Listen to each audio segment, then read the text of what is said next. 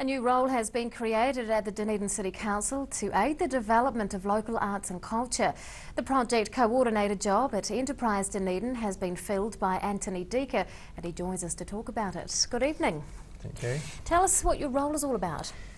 I'm in the Enterprise Dunedin team, which is the business development side of the City Council, and they combine the marketing and tourism offices as well. And it's a brand new job, the first time that arts and creative sector has been included in the economic development strategy for the city, and so I'm in there playing that role. How will you be hoping to make a positive change?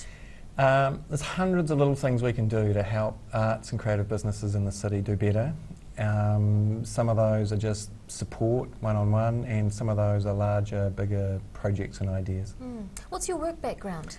This is a part-time position at the council, and I'm still keeping up with the other work that I do, which is around mentoring people into self-employment and small businesses.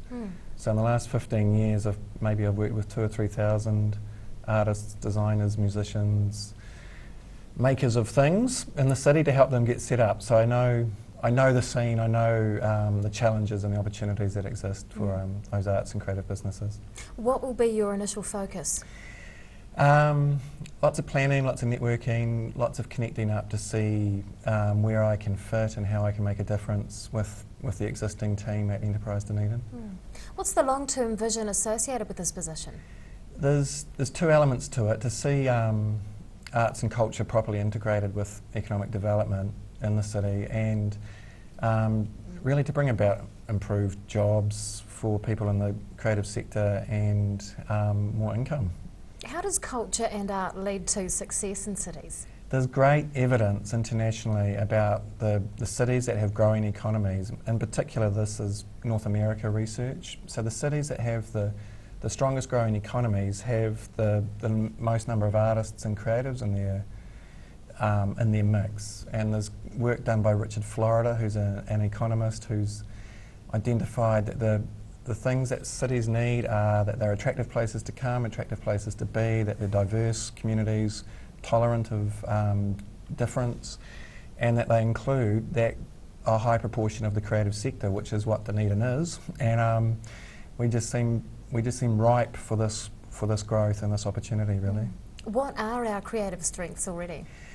That we attract so many people here, that we have great training at the university and at the Polytech in arts, design, music, all elements like that, and that people recognise Dunedin has got such a strong community where people want to come and move here to build their careers.